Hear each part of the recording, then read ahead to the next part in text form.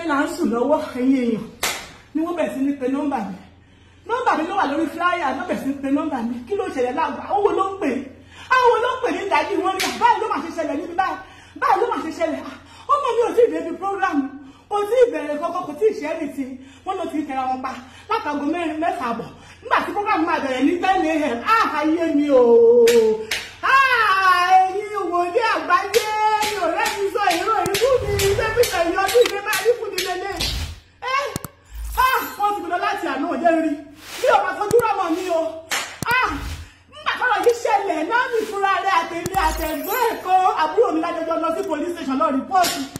That is not necessary. Police station, Lord, report. The police station,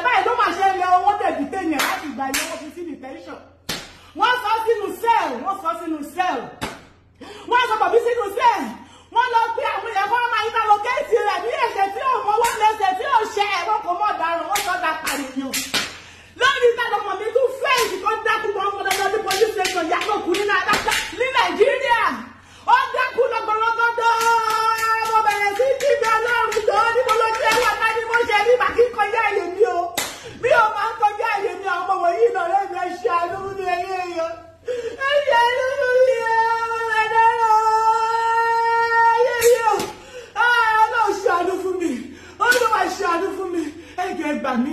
Ẹ̀yin àgbáyé ẹbí àmàyé ẹ gbà mí. Ọkùnrin àti obìnrin ẹ gbà mí. Nígbà tí ẹ gbà mí, ọmọdé àgbà ẹ gbà mí. Àwọn ọmọ mẹ́sì ọ̀rọ̀ tó ṣẹlẹ̀ yìí àwọn ẹnìtì nípa Náómì ò mẹ́rìntì nípa ẹ̀. Náómì ò mọ nǹkan kan, kò mọ nǹkan kan fún ara ẹ̀ lórí lọ sí police station tó lọ bí tẹ̀lé síbẹ̀. Tó lọ fi sínú sẹ́ẹ̀lì fún ara ẹ̀ lórí lọ sí police station. Pẹ̀lú wọ́n tún síìkì. Ó sì síìkì tí mo sì lọ sí pé wọ́n wà ní police hospital. Ni wọ́n ní pé wọ́n gbé lọ sí kọ́ọ̀tù láàárọ̀ àná. Látàná mi ìfojú rí Náómì. Wọ́n máa jẹ́ rí o, wọ́n ní mi ò lè rí, ẹ ṣàánú fún mi. Ẹ ṣàánú fún mi ẹ̀yin ènìyàn, ràn mí lọ́wọ́. Ẹ ràn mí lọ́wọ́, ẹ ràn mí lọ́wọ́, ẹ bá mi ta gbogbo èèyàn sọ president Nàìjíríà bá mi pè é. Mi ò mọ̀ ẹ́ bá mi pè wọ́n. Ẹ bá mi pe gbogbo èèyàn tó wà láti Nàìjíríà tó jẹ́ èèyàn ńlá tó lè bá mi ràn mọ́ mi lọ́wọ́.